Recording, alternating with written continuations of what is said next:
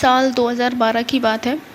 दिल्ली में जॉब के सिलसिले में सुनीता अकेली रह रही थी।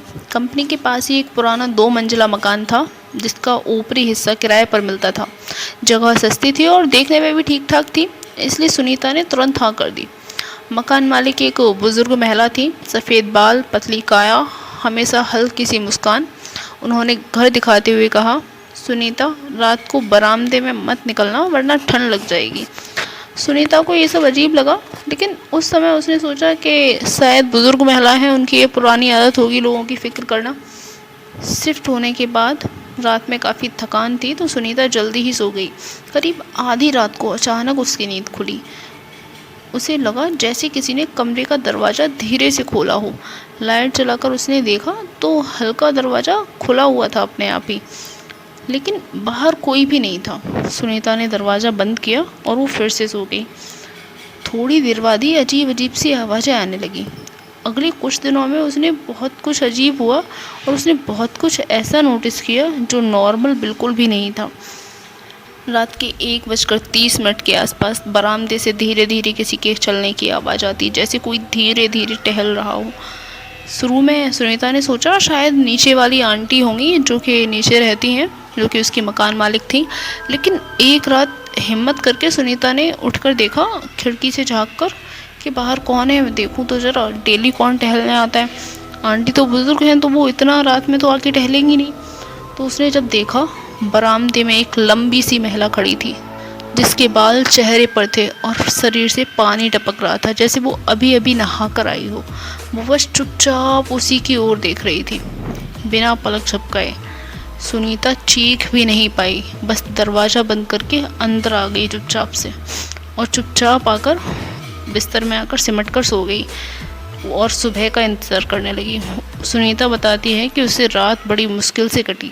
सुबह उठते ही वो डरते डरते नीचे वाली आंटी के पास पहुंची। सुनीता बोली, आंटी, आप रात को बरामदे में थी? आंटी पहले तो चुप रही, फिर बोली, बेटा, तुम्हें पहले नहीं बताया मैंने, पर अब बता रही हूँ। 3 साल पहले इस घर में बरामदे में एक लड़की की लाश मिली थी। बारिश में फिसलकर उसका सर फट गया था। तब से लोग कहते हैं कि उसकी आत्मा यहाँ घूमती है, खासकर रात को। तभी सुनीता ने फैसला कर लिया घर छोड़ने का, लेकिन पैकिंग करते करते उसको थोड़ा देर हो गई। रात करीब 12:30 बजे अचानक खिड़की पर तेज़ थपकी हुई। उसने हिम्मत करके फिर से बाहर झाँका और इस बार वही औरत फिर से। इस बार वो और भी पास थी, उसके होठ फटे हुए, आंखें लाल और पानी से चेहरा भीगा हुआ। उसने सिर थोड़ा टेढ़ा किया और फुसफुसाई, बरामदे में आ जाओ। सुनीता ने तुरंत लाइट बंद की, दरवाज़ा लॉक किया और बाकी रात किसी तरह बिस्तर के कोने में सिकुड़ कर काटी। उसे बिल्कुल भी नींद नहीं आई डर के मारे। सुबह होते ही उसने बिना पीछे देखे घर छोड़ने का फ़ैसला कर लिया। पर जब वो सुबह ऑटो में बैठी और मकान खाली कर कर जा रही थी तो उसका एक बार मन हुआ कि पीछे लौट कर देखे, पर उसके दिल ने साफ मना कर दिया। उसका दिल इतना तेज़ धड़क रहा था, हाथ पसीने से भीगे हुए थे और दिमाग में सिर्फ वही शब्द गूंज रहे थे जो उस औरत के थे, बरामदे में आ जाओ। सुनीता ने सोचा नया घर मिलते ही ये सब दिमाग से निकल जाएगा, थोड़ा बहुत टाइम की बात है, बाकी सब भूल ही जाएगी फिर। अब उसको नया घर मिल गया करोल बाग में। वो एक छोटे से फ्लैट में शिफ्ट हो गई। पहले कुछ समय सब सामान्य था, लेकिन फिर जब 1-2 रात बीत गई, तीसरी रात करीब 1:30 बजे उसकी नींद फिर से उसी टाइम पर खुली। सुनीता को लगा जैसे खिड़की के पास से पानी टपकने की आवाज़ आ रही है। सुनीता ने एक बार तो सोचा कि शायद बारिश तो नहीं होने लगी। उसे बाहर देखा खिड़की खोलकर, पर वहाँ तो कुछ नहीं था। बस उसको हल्की सी हलचल महसूस हुई, जैसे वहाँ पे कोई था पहले, और उसके देखते ही हट गया वो। उसने हिम्मत कर कर खिड़की का पर्दा हटाया। उसने देखा बाहर तो कुछ नहीं था, बस खिड़की के किनारे किसी के गीले हाथों के जैसे निशान हों। धीरे धीरे कुछ अजीब चीज़ें और भी ज़्यादा होने लगी, जैसे बाथरूम का नल अपने आप खुलना और बंद होना, रात को सोते वक्त गीली मिट्टी और सीलन की बदबू आना, और सबसे डरावना, शीशे में खुद का अक्ष देखने पर पीछे धुंधला सा किसी और महिला का चेहरा दिखना। अब सुनीता समझ चुकी थी कि वो औरत उसके पीछे आ गई है। डर के मारे जो वो पहले जहाँ रह रही थी, उसने उस मोहल्ले के एक पड़ोसी को कॉल किया और उनसे पूछा उस बारे में, तो उन्होंने बोला तुमने वहाँ से निकलकर गलती की है। जिस भी किराएदार ने उस घर में उस औरत को देखा है वो उसे छोड़ती नहीं है जब तक कि। इतना कहकर वो आदमी रुक गया। सुनीता ने पूछा जब तक कि क्या अंकल? जब तक कि वो तुम्हें अपने साथ न ले जाए।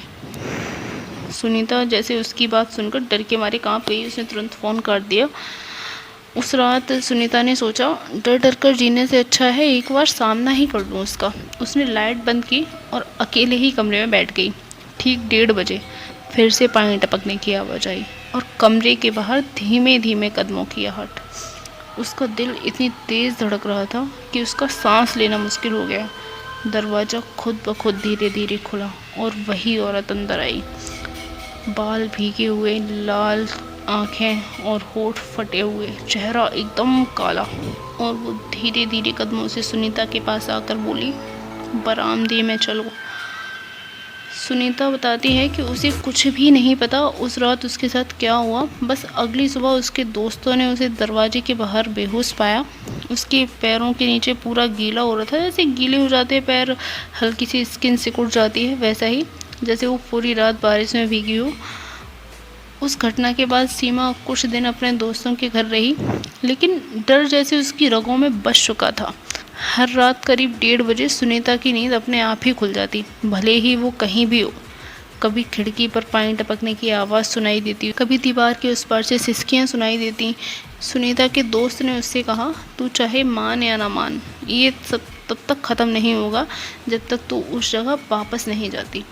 सुनीता ने सोचा शायद सच में सामना करना ही पड़ेगा। अगले दिन दोपहर को वो उस पुराने घर में पहुंची। अब बरामदे में ताले लगे हुए थे वहाँ पे, और दरवाज़ों पर तो जैसे धूल जमी थी। नीचे वाली जो बुज़ुर्ग आंटी थी वो उसको देखते ही सुनीता को चौंक गई और बोली बेटा तुम क्यों आई हो? अब तुम तो बच गई थी यहाँ से, फिर तुम क्यों लौटी? सुनीता ने उन आंटी को सारा हाल बताया अपना, कि वो कैसे उसके साथ क्या क्या हो रहा है और वो कितनी परेशान है। वो आंटी धीरे से बोली बेटा उस लड़की का नाम नैना था। बारिश की रात उसकी शादी टूटने के बाद वो यहीं आई थी, ऊपर किराए पे रहती थी। ऊपर वाले बरामदे में खड़ी होकर घंटों रोती रही थी वो। किसी ने उसका ना हाल पूछा ना ही उसको रोका। फिर अगली सुबह बरामदे में ही उसका सब पड़ा मिला। लोग कहते हैं मरने के पहले बस उसने एक लेटर में इतना लिखा था कि कोई तो मेरे साथ खड़ा होता। सुनीता ने जब ये सब सुना तो उसको बड़ा बुरा लगा उस लड़की के लिए कि किसी के साथ इतना बुरा हुआ। पर अब जो उसके साथ वो कर रही थी वो भी तो सही नहीं था, उसकी क्या गलती है उसमें। पर सुनीता फिर भी रात होने का इंतज़ार करने लगी। रात होने से पहले ही वो ऊपर चली गई। बरामदा बिल्कुल वैसा ही था, सीलन की गंध, दीवारों पर काई और फर्श पर पानी के पुराने दाग। उसने तय किया आज चाहे जो हो मैं यहीं रुकूंगी। ठीक 1:30 बजे ठंडी हवा का झोंका आया और बरामदे का कोना धीरे धीरे धुंधला होने लगा। धुंधली के बीच से वो दिखाई दी, नैना। उसकी आंखें लाल, बाल भीगे, होठ फटे हुए, लेकिन इस बार उसकी आवाज़ धीमी नहीं थी बल्कि गूंज रही थी। गूंजती हुई आवाज़ में उसने कहा तू आ गई? सुनीता कांपते हुए बोली मेरे पीछे क्यों पड़ी हो तुम?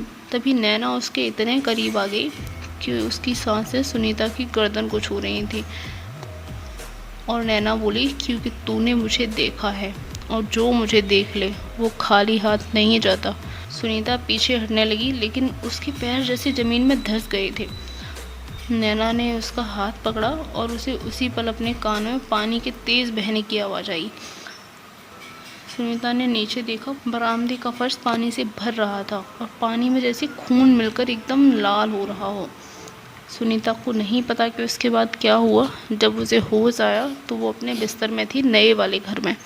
उसके पैरों के नीचे फिर वही गीला ठंडा एहसास था और टेबल पर एक चिट्ठी थी, अब तू मेरे साथ है हमेशा। और उसी पल खिड़की के बाहर फिर से बारिश शुरू हो गई। तो दोस्तों ये थी उस लड़की की सच्ची घटना। उसने जैसा मुझे बताया उस टाइम उसकी आंखों में डर साफ था। लेकिन अगर आप अकेले रहते हो और कोई आधी रात को खिड़की पर खड़ा होकर आपको बरामदे में बुलाए तो क्या आप बाहर जाएंगे? अगर ये कहानी सुनकर आपके भी रोंगटे खड़े हो गए हों तो चैनल को सब्सक्राइब ज़रूर करें। आपका छोटा सा सब्सक्राइब मुझे और भी ऐसे डरावने किस्से आप तक पहुंचाने की हिम्मत देता है। तो मिलते हैं अगली रात अगली दास्तान के साथ। तब तक अपना ख्याल रखिए।